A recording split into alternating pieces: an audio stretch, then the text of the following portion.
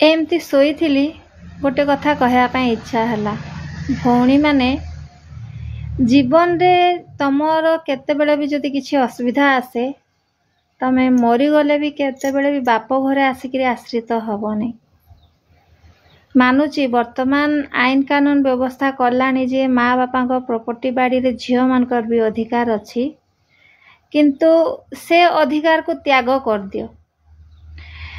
तमे मने मने भावुथब जे आज मो शाशुघरे किसी असुविधा हो गला तो मो स्वामी को लेकिरी बाप घर को पड़ेमी, बाप घरे टिके जगह देबे सेठी घर बनईकी रहीजिमी कि बाप घरे भी रहीजिमी एडजस्ट करिकी कम से कम मो माँ बापा सेवा करिमी, मो स्वामी आ मु बहुत भल से रहबो, आमे सेठी किसी छुटिया मुटिया रोजगार करिवु भल से रहबो। किंतु एमती जेतेबेले तम चिंताधारा निष्पत्ति नबना राण जे जदि तमे से निष्पत्ति नहीं कि भूले भी बाप घर को पड़े आसल ना, बाप घर तो प्रथमे प्रथमे तुमको बहुत माने स्नेह जत्न करिवे हार्डली मासे कि 2 मास, तापरे रास्ता घाट कुकुर ठू भी आहरी हीन व्यवहार तमे पाइब।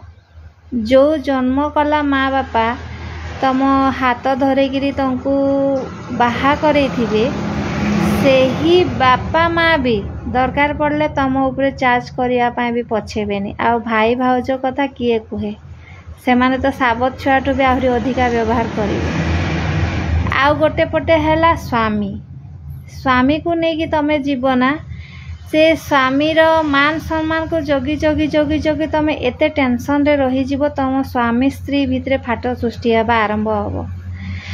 स्वामी टिके कथारे तुमको ताना देव जे एटा कौन मो निज घर, एटा कौन मो निज जगह, तू नहीं कि आसचु तू तोर संभाल। सेते बेले तम घर टिकी निकी असुविधा थाउ जहाँ थाउ सेटा को तुमको ही मैनेज करिया पई पड़िबो, कारण ऑप्शनटा तमे देथिबो जे बाप घर को पळेबा टिके भल से रहबा बोलिगिरी, किंतु सेटा तम पई काळ हेई जीवो। बरंग निज स्वामी सहित को थुंटा बर गछ तले भी घर बने की रुह, स्वामी रोजगार करके तुमको पोषु, तमे केते बेले माँ बापा सेवा करने बहाना रे आसिक बाप घरे बाहाघर हैला परे रहिबो नाही। बाहा हैला झियो ता स्वामी सहित कुड़िया घरे रहो कि रास्ता कड़े रहो से सम्मान अच्छी, स्वामी रोजगार करके तुमको पोषिबो से सम्मान अच्छी, किंतु बाप घरे आसिक रहिबाटा एइटा तुम पाई अभिशप्त जीवन हे जीवो। आशा करछि बुझी पार्थुबो, कारण ए समाज जेतिकी भल सेतिकी खराब। जो प्रियजन माने तुमको निजर बोलिकी कहती ना, से प्रियजन किछि दिन पाई तुम निजर, तापर सबु प्रियजन माने तांको रूप ढंग रंग सबू देखेबा आरंभ करती।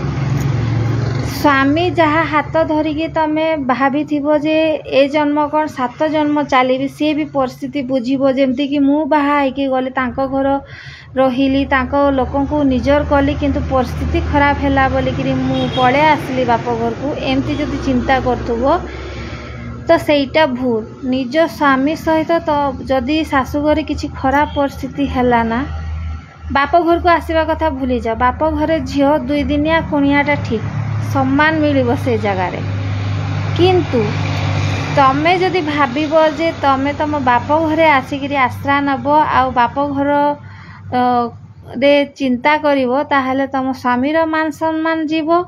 स्वामीर मान सम्मान को जगी जगी गले तम टेंशन बढ़िबो, ताठू 100 गुणा भल तमे तम स्वामी सहित कौनसी बाहर भड़ा घरे रुह, किंबा जदि भड़ा घर देवा औकात नहीं ताहले रास्ता कड़े तंबू खाँचिकी रुह, से तम सम्मान अच्छी। कारण स्वामी तुमको बाहा हेची ना, तुमको भरण पोषण केमती कौन करिवो सेटा ता दायित्व, ताकू ता एरिया रे ता जगह रे छाड़। आ बाकी गोटे कथा कहबी, शुणी कुकुर मानक एरिया अच्छी, किंतु एबे जानिया पाई मिलुची आज्ञा सिंह मानकर भी एरिया अच्छी। सिंह को नाम को मात्र बनर रजा कहा जाए, किंतु नाई कुकुर मानकर जेमती एरिया थाए से माने से एरिया रे राजा, सेमती सिंह मानकर भी गोटे एरिया थाए से माने से ही एरिया रे राजा।